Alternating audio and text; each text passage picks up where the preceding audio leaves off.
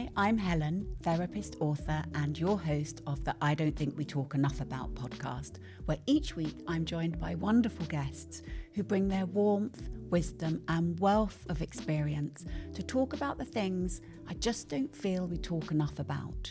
And this week, I'm absolutely delighted to welcome psychotherapist and author Philippa Perry, who, in my opinion, has written the best book on parenting out there. The book you wish your parents had read, and your children will be glad you did.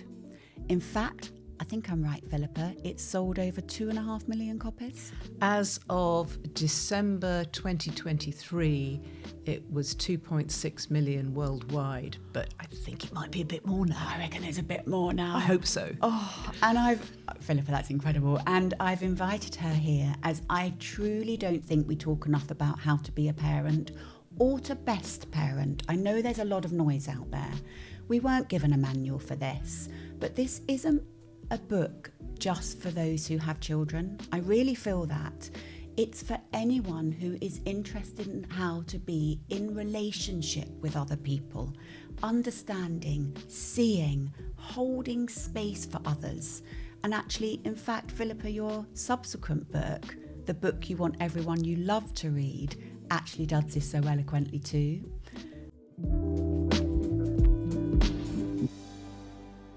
Welcome, Philippa. I am delighted to have you here as a guest. Delighted to be here. I don't know where to start because I've got so many questions for you. Philippa, I'm going to start with this book. Okay. I'm going to hold it up for the camera. I read this and I thought, I'll just turn over a few pages, circle a few bits that resonated. And I, if you can see, have turned over all the pages and circled so many relevant parts. My husband said afterwards, you've been engrossed in that book. He said, I'd love to read it afterwards. I said, I'll buy you another copy because you can't read this one. And as I finished it, the first thing I did was text my children and said, before you have children, I will be buying, or when you decide to have children, I'm going to buy you this book. And then preceded it with, I'm so sorry I didn't read it before having you. Because I do wish I'd read it earlier. I do. And it's never too late to repair anything that might have gone wrong. We all make mistakes. I know. Nobody is the perfect parent. The perfect parent doesn't exist. And I think if we concentrate too much on, I want to be a good dad, I want to be a good mother, we're actually going away from the relationship. Yeah. Because we don't, when we have normal relationships, think, I aced that coffee with that friend. You just thought, you had some good times with them, and that's what I want us to think about with our children. I want parents to be like a safe space for their kids to come to, a bit like a home. Yeah. And not parents thinking that children are a project or a lump of clay to shape, but a person to have a relationship with. That's what I'm all about. It's all about the relationship. If something is going wrong with your kid, look at your relationship because that's where you'll find your answers. I love that. And actually in the beginning of the book, you say exactly that. The core of parenting is the relationship you have with your child. And then you go on to say this book is for parents who not only love their children, but want to like them too. And I thought, let's flip that. If we're talking about a relationship, we actually want our children to quite like us long term as well. This is about, and you mentioned this towards the end, it's about the relationship we want to have with them as they grow as well, when they're older, the longevity to it. Yeah. Not just childhood. Yeah. And there is a great deal of noise about don't be their friend, be their parent. And I think you can be both. It's really important to have boundaries. I'm not saying don't have boundaries. I'm not saying don't be flaky. I'm saying you want your kids to feel good when they're with you. And I'm saying you want to feel good when you're with your kids. Yeah. We like the people best when we feel good in their company. That's who our friends are. Friends are people when we feel good when we're with them. And I want that for parents and children too. I want them to feel good when they're with each other. I don't want to feel like they've got to hide great big things from each other. I don't want them to feel like they have to be never angry or have to be never sad when they're with each other. I want both parents and children to be able to have all their feelings when they're with each other and feel relaxed. Now, when I say all their feelings, I don't mean acting out on their feelings. I think we can model how to do things like anger, so that anger doesn't necessarily mean tantrums throughout life. Of course, there'll be tantrums until you learn how to channel your anger effectively. But what I mean is, I don't want anyone to hide from anyone. There's so many adult children with adult parents who feel like they've got a very limited relationship because there's so many taboo subjects that they can't talk about. That's not what I want. And that brings a layer of restriction, doesn't it, to the relationship, and that lack of authenticity. And what you're saying there is we're teaching our children how to be in relationship with someone. We're the first level of that, aren't we? We are the blueprint for really are. For their subsequent relationships. So if they have a relationship of openness and trust and respect, then that's what they can take forward into all their relationships. And as you say that, because I was talking to you before we came on camera about body work, I could really notice my body as you said that. I felt very tight. When you talked about the restrictive, it felt very tight, like controlled, having to behave to, I can be me. Yeah. That you can feel that release, can't you? Teaching our children that. When I think you do have to behave, though. But what I mean by behave is when we are very young, some of our behaviour is inconvenient for our parents. I don't like talking about bad behaviour. I like to think of it as inconvenient behaviour. So when our kiddywink throws the toys out of the pram, it is inconvenient. But when we keep verbalizing their feelings for them, you're angry, they will learn to do the same so they don't have to act out. I remember when my child was about 4 years old, she said to me, I'm going to get angry in a minute, Mum. And I thought, yes. She hasn't just started screaming or throwing things around. She's talking about it. This is fantastic. I love that. And you bring in your daughter a lot, actually, in the book. And I really appreciated that, actually. It was nice to hear that, the realness to your experience. So one of the questions I wanted to ask you, one of the biggest takeaways for me, apart from the relationship, was the way our children, the way we respond to them when we are triggered. So their behaviour causes something in us. And you talk about that so beautifully in the book, about what that reaction is or can be. And I wonder if you wanted to bring that in here and some examples. Okay.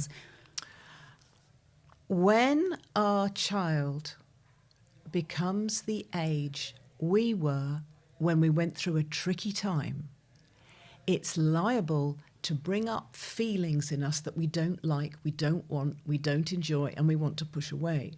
And then what can happen? Instead of working with our feelings, we can push our child away, which isn't great.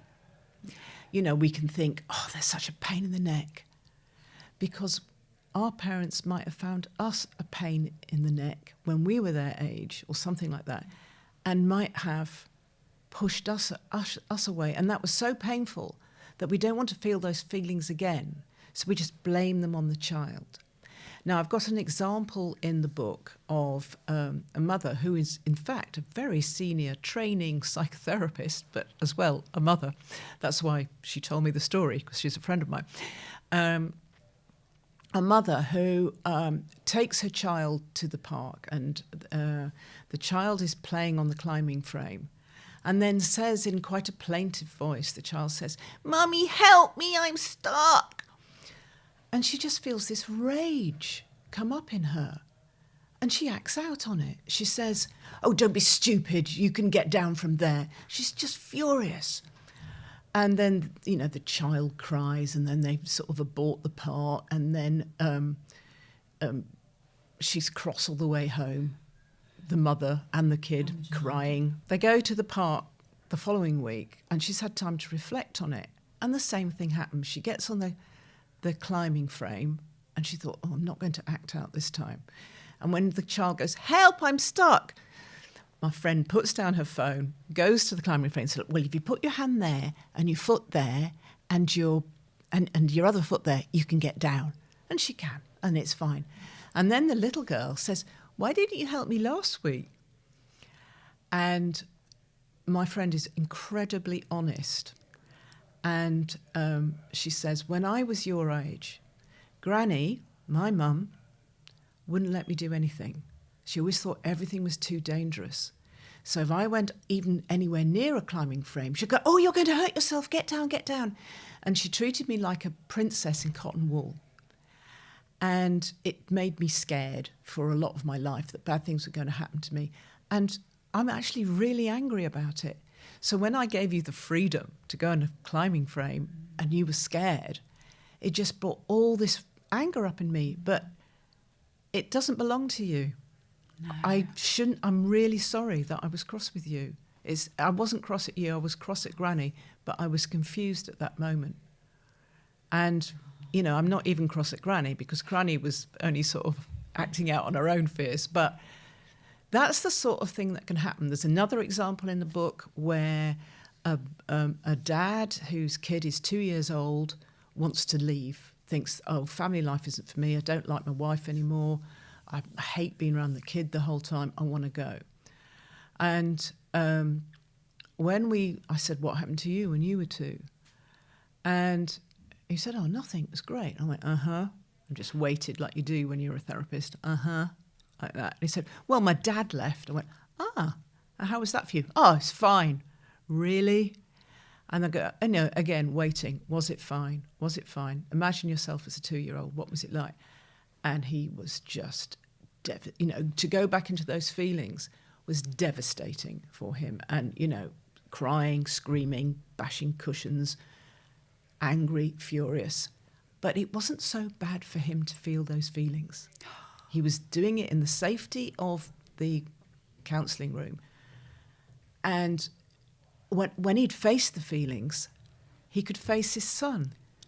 But what the son was reminding him of on a bodily level was of those feelings, and he wanted to run away from them because that's the feelings he had when he was his age. And he even found out that he quite liked his wife.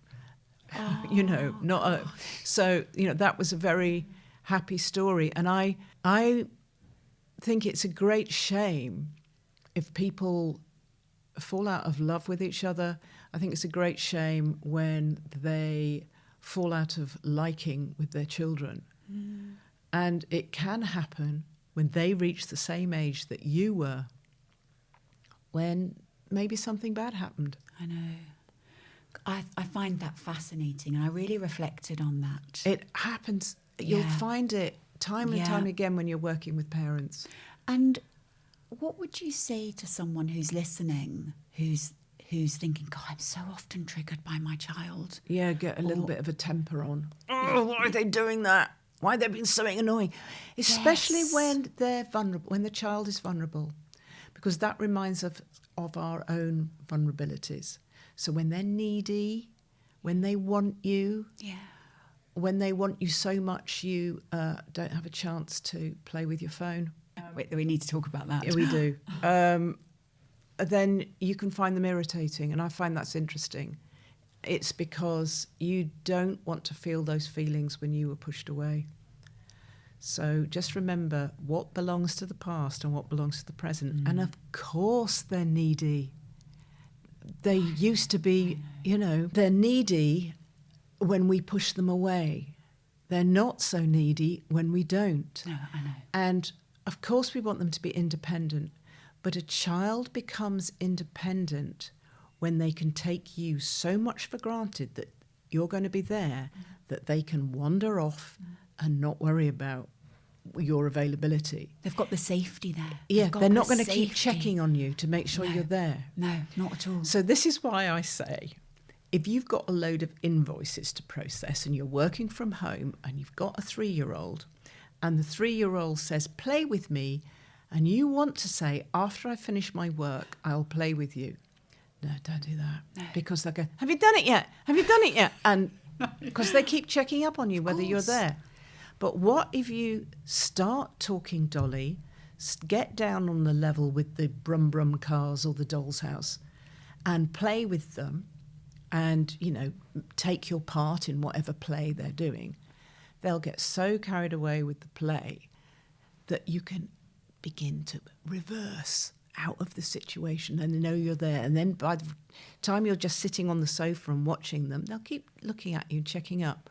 And then they'll get so involved in the play that you can just go and do your invoices for 45 minutes, sans interruption, because they're happy in the knowledge that you are there for them, so it's safe for them to play.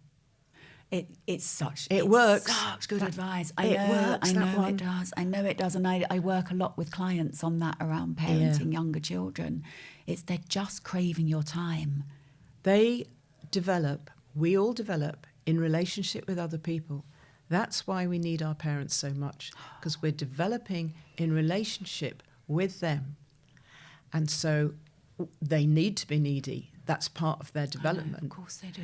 And they will learn to trust, and they will learn to think other people are all right, which will make their lives so much easier if they can rely on you to be there when they want them.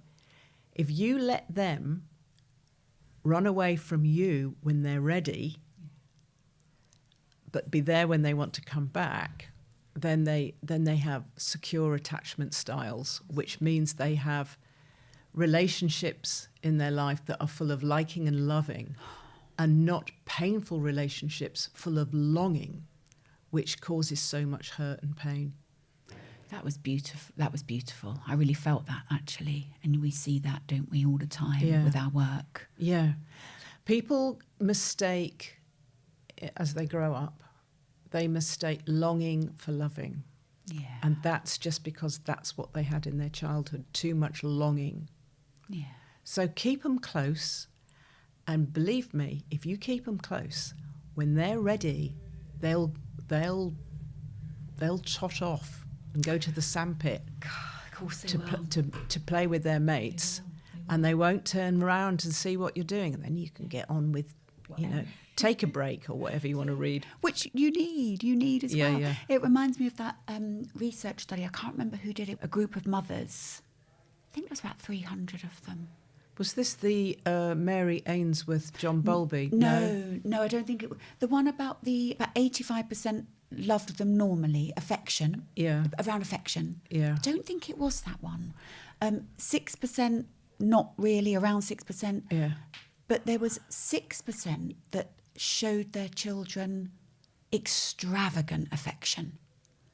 And they went back and they studied these children, and then 30 years later, the children that had been extravagantly loved were the happiest, mental health was the best, their relationships were the best. You can't give a child too much love and affection and safety and soothing, and that they talked about it in terms of oxytocin levels. Yeah, you can't give them too much oxytocin for sure. Can't give them too much oxytocin. And I think the other thing that it's got to be a bit like when you're a psychotherapist.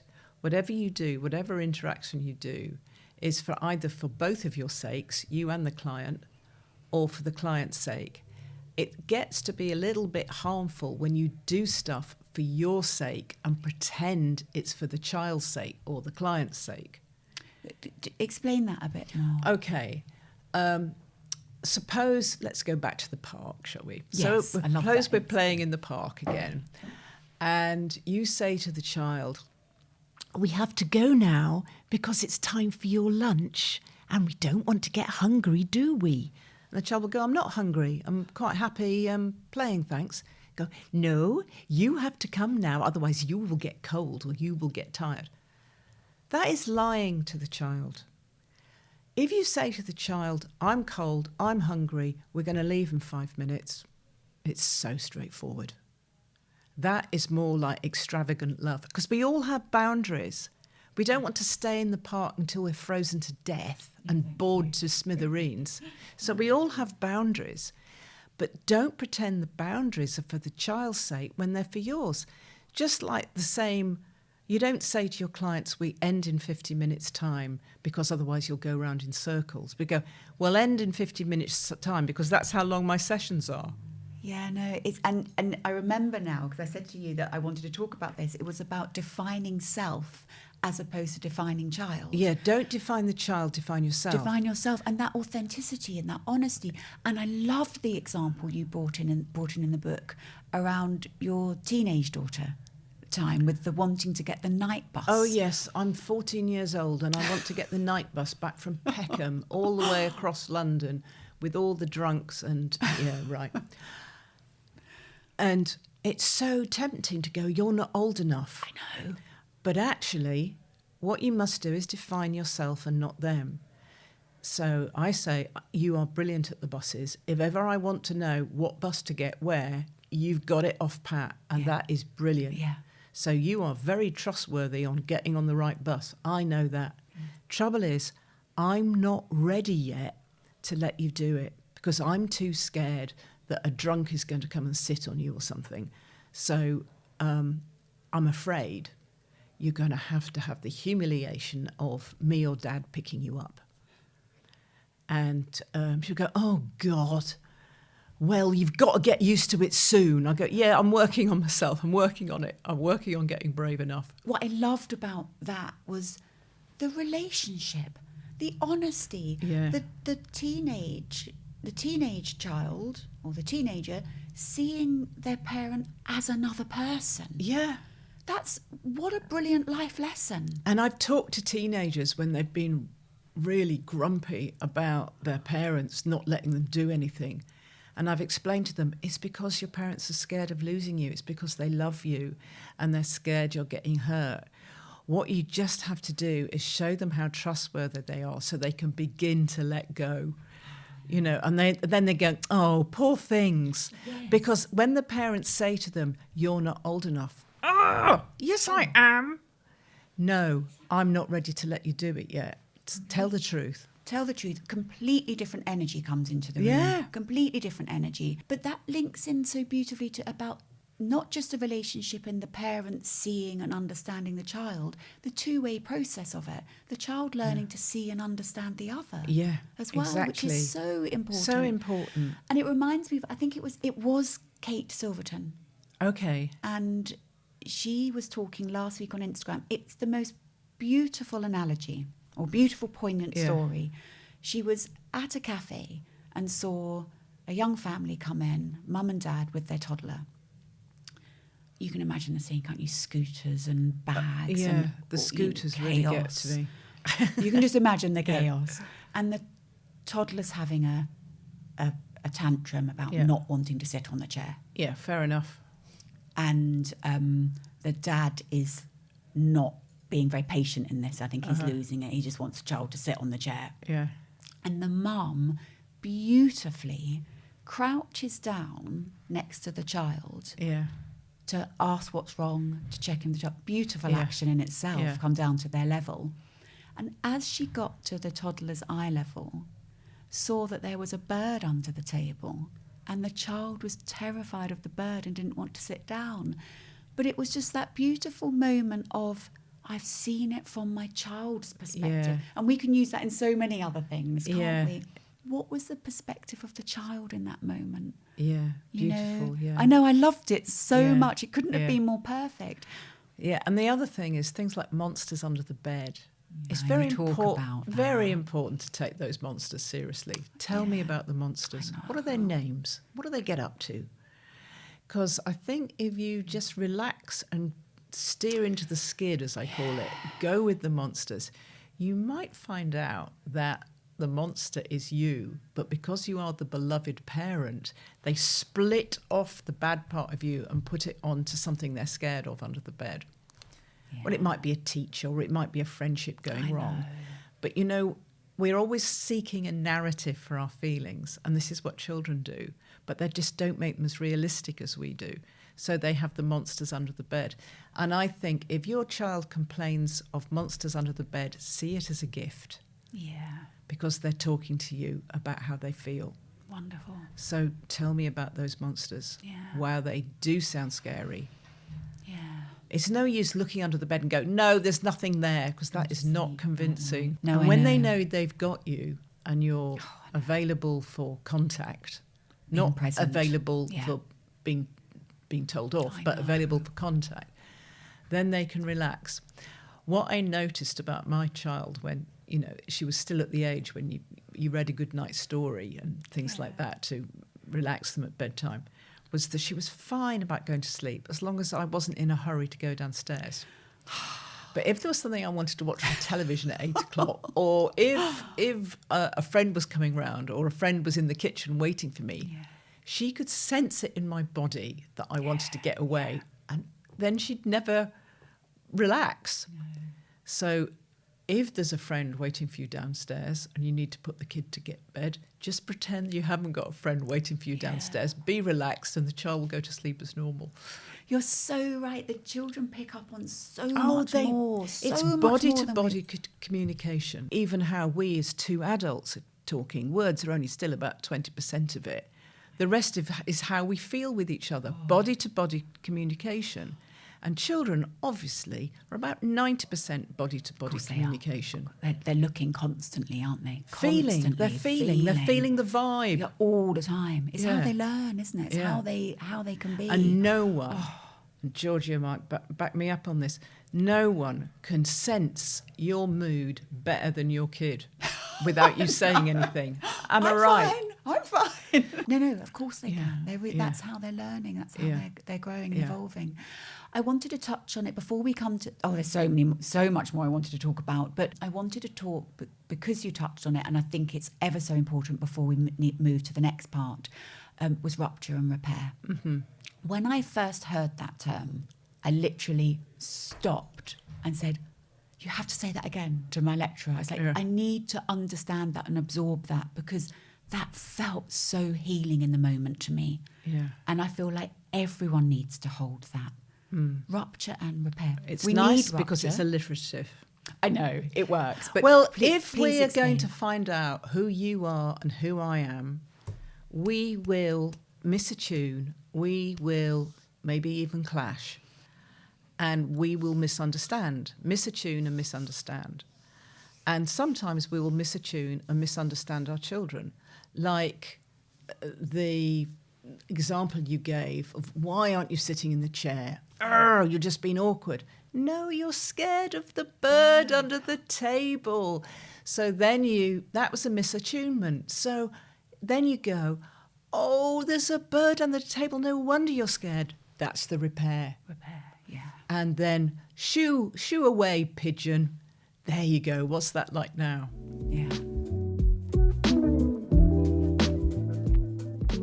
This is an advertisement from BetterHelp Therapy Online. I just want to take a moment to say a heartfelt thank you to a very close friend of mine who deeply sees me and always leaves me feeling beautifully safe to be me. But there's also another person we don't take a moment to thank enough, and that's ourselves. And with this month being all about gratitude, I invite you to whisper quietly to yourself now, thank you for everything you've coped with and for the person you are. Therapy helped me bring this much needed layer of compassion and appreciation of myself, and for that I will be forever grateful. Therapy really isn't just for those who've experienced trauma. It can be for anyone who simply wants to be the best version of themselves. With over 5,000 therapists in the UK already, BetterHelp can provide access to mental health professionals with a wide variety of expertise in mental health. Let the gratitude flow with BetterHelp. Our listeners get 10% off their first month at betterhelp.com/Helen Marie. That's BetterHelp, HELP.com/Helen Marie.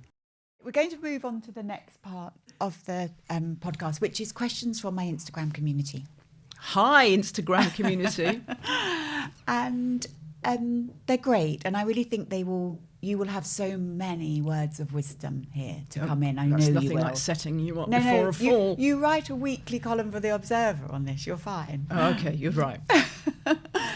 The first one we're looking at is what to do when you set the parenting bar too high due to your own childhood trauma. Now, obviously, I don't have any more information on that at the moment. It sounds like because you went through a tough time, you want everything to be perfect.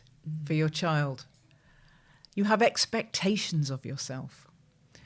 And somebody said to me once, in order to be a relaxed parent rather than the perfect parent, put those expectations lower. No, not there. Lower. They're just about right there. That's right. You're still in your pajamas at 4 o'clock in the afternoon. Fantastic. It doesn't matter. Stop being perfect. What your kid wants from you is authenticity, not sweet, sickly perfection. No. What they want from you is not the mother who can stay in the park forever while the kid mucks about in the sandpit, but the one that goes, I'm tired and I'm hungry and I want to go home, so I'll give you 5 minutes. You must have boundaries because we all have limits. So you have to set your boundary before you reach your limit. I can remember this when I was a new mother. I wanted to give my kid everything that I hadn't had. Yeah. But I get tired. So we do have to have a bedtime. It's not for your sake. It's for mine. Defining self. Yes. No, I get it. I love that. I love that we're lower. Lower. No, expectations a little bit high. Lower still. There you go. Love it. There you go. That's right. There's toys all over the carpet. Never mind. No, I know. Never mind. Never mind. That's right. You haven't done crafts with them. Never mind. You watch, I don't know, what's on telly, Builder Bob or something, you know. Okay, next one. Help. My daughter comes back from her dad's at weekends with such attitude. Why? Sass. Yeah. And actually, the divorced parent situation actually came up quite a lot in questions, but I picked out that one. Right. I did a programme for Radio 4 called When Parents Split. And it's about parental alienation. And I think it's really important for both splitting parents to listen to that programme. Okay. Because although Dad might be playing a fun game of saying mum's stupid, it will backfire on the person he loves the most, the child. Yeah. So it's very important for all separating parents to listen to that programme, available on iPlayer. I'll link it in. I don't get a penny for every time you listen to it. I've got nothing to gain from saying this, but When Parents Split on BBC iPlayer, very important. No, it's all about you. parental alienation. But also, and that's really helpful, but also in that I was thinking just, again, around your book, about seeing it from that child's perspective. Yeah, I mean... on their level. You're absolutely right, because it's not fun to live in two houses and be pushed from one house to the other. I mean, I like the arrangement when the child stays in the same house and the parents go to a bedsit and a house. More, isn't it? Well, I like that one because it doesn't disrupt the children. But also, if the child comes back and she's Mardy, you go, oh, you are in a bad mood. You must be cross about this. Just go with it rather than go, cheer up, why don't you? Don't do that. Yeah. You know, steer into it. What's happening that you're so cross with me right now? The focus on the child as opposed to the focus on the self in that moment. It's the focus on the relationship. Yeah, what's happening that you're so cross with me right now? You're really cross with me. Yeah. Poor old you. Feels uncomfortable for you. Exactly. What would you like? Oh, you want me to watch Bob the Builder again? Right. Let's do that then. Let's do that then. Yeah. Okay, no, I love that. I'll link that programme as well. Well, not Bob the Builder. Yeah, I'll link that as well. No, don't. And a few others. My book, Choose You, is out now and offers you ways to prioritise you, meet your needs, say yes to you, develop a more secure sense of self where you feel you matter, learn to set boundaries, wrap yourself in self-love, find your authentic self, and ultimately choose you in the same way you would want those you love to choose themselves too. Choose You, out now. Tips for regulating nervous system when the toddler is so up and down. Okay, that's lovely that a toddler's up and down. They're having all their feelings. I think the nervous system you need to regulate is your own. Yeah, no, that's what they're asking. Oh, How can I okay. regulate my Okay. nervous system when my toddler's, because they clearly don't want to Okay. be as up and down. Well, you just stay calm and contain. Yeah. Get down to their eye level, be where they are, but contain the space. Yeah. I've got a little short thing to help you remember this, which is your kid has cut their finger, right? It needs some attention. There's 3 ways you can go this. You can go, oh, it's only a scratch, stop making a fuss. Not good. Or you could go, oh my God, that's terrible, we need to go to hospital. Christ, this is awful, come on, get in the car. Oh no, I think we need an ambulance. Also not good. That would agitate the child even more. The child is upset, they've got a scratch on their finger. You go, oh, a scratch can hurt. Yeah. Should we put a plaster on that? Should we give it a kiss and make it better? Okay, now that's a very simple example. But hold those 3 reactions in mind. The brushing it off as though it doesn't matter. Yeah. The getting hysterical with the kid, also not good. What you want to be is what I think of as holding the space, the calm person who's concerned but not upset by it. You're not upset because they've grazed their knee. You're empathetic, you're calm, and you can contain the situation and keep it better. That's how you hold your own emotional dysregulation, by not being dysregulated, by holding the space. And actually that containment word, I love it. I really love that word because it's such a great word to bring in at that moment. How can I contain my feelings in this situation with my child? They're learning, they're mirroring you. Yeah, so contain. So contain. Contain, like age-appropriate containment.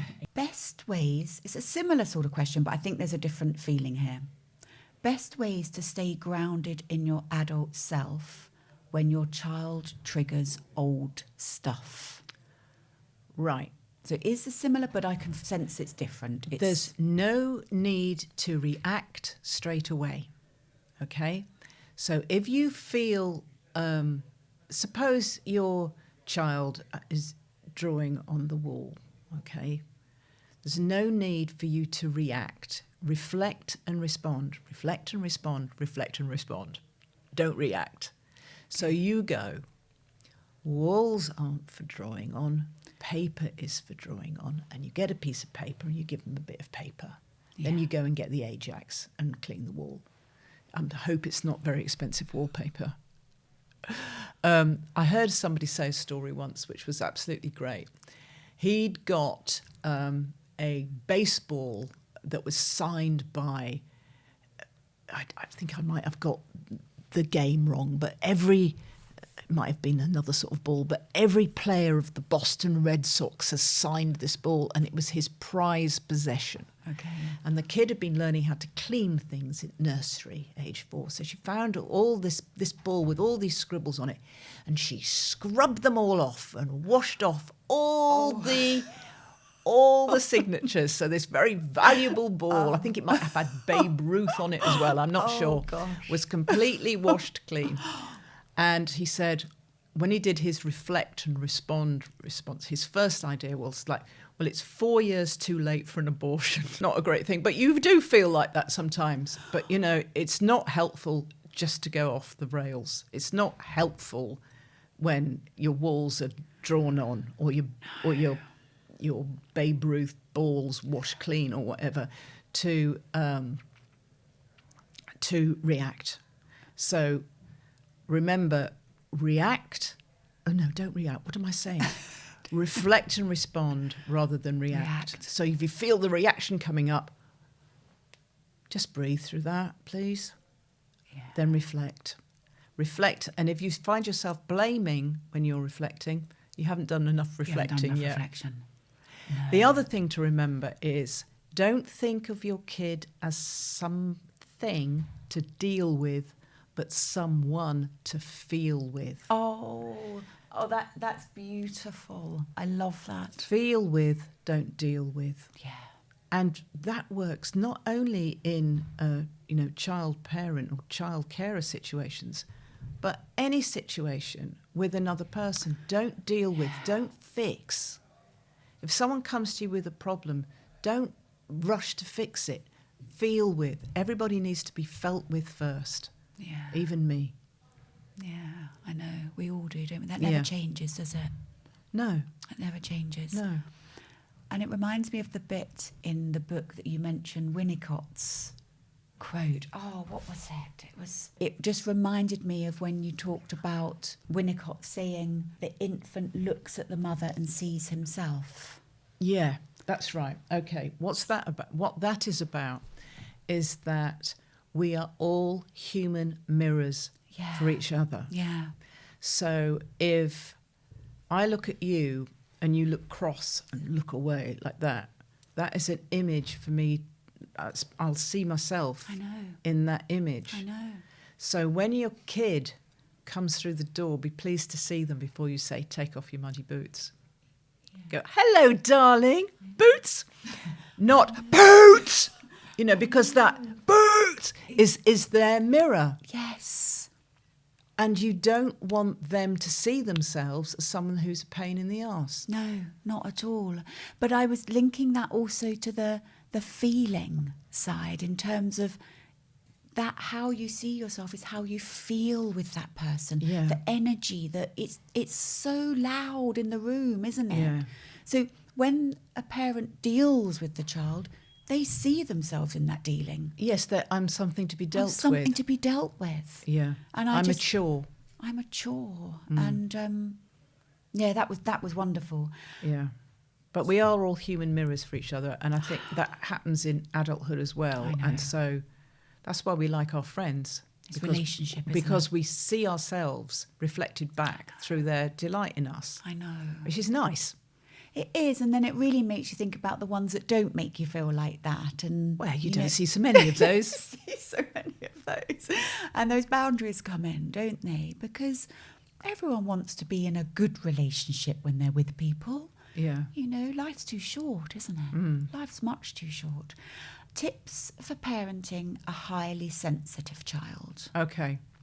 Read The Orchid and the Dandelion by Tom Boyce. 1 in 4 of us are more sensitive than the other 3. 1 in 4 of us need the right sort of soil and the right sort of light in order to grow into beautiful orchids. Dandelions can pretty much grow anywhere through a crack in the pavement. That's not to say if a bulldozer comes along they'll survive, but they don't need quite so much sensitive attunement as an orchid does. And the thing is, if an orchid doesn't get the sensitive attunement that they need, they don't just go back to average, being like an ordinary flower. They go into dysregulation and discombobulation, and they're either the best of people or they have the worst of times. So it's interesting that they don't just go like other people, when they're not attuned to. They dysregulate. God. So read The Orchid and the Dandelion, because he'll give you all the science behind it. Brilliant. But if you can't be bothered to do that, I think I do mention it in my book and do a couple of pages about the extra attunement a sensitive child needs. I'd just say, if that is your problem and you're thinking about it, read that book and read the bit of my book where I talk about it. If we look at it in the index, there might be something. Yes, if I look at it. In the book, Dr. Boyce talks about how some children are ultra-sensitive and their environment impacts them a lot. These he calls the orchids. Other children are naturally more robust. These he calls the dandelions. And there's no knowing really whether your baby is a dandelion or an orchid, but dandelions benefit from having their feelings listened to as well. It's essential that parents are sensitive to an orchid's feelings, and all of us, whether dandelion or orchid, benefit from having our feelings seen, validated, and understood. So that's what you do if you've got a sensitive child. You have to be really aware of what they're feeling, see those feelings, and validate them. It's important. It's important for all of us and all children, but especially so for super sensitive children. Because if they're not validated, they'll dysregulate emotionally, but that also will affect their health. There's no line between mind and body. It's the same thing. So they're more likely to get asthma and respiratory illnesses and things like that if a sensitive child is not attuned to sensitively. Yeah, well, I think I managed it in the end. You managed it perfectly. Philippa, that's all we have time for today. Okay. I've got so much more I could talk to you about. I really have. I can't thank you enough for coming here today. Thank you. You're very welcome. I mean, I only live down the road. It's not a problem. Oh, no, you shouldn't have told me that. I'll have you back.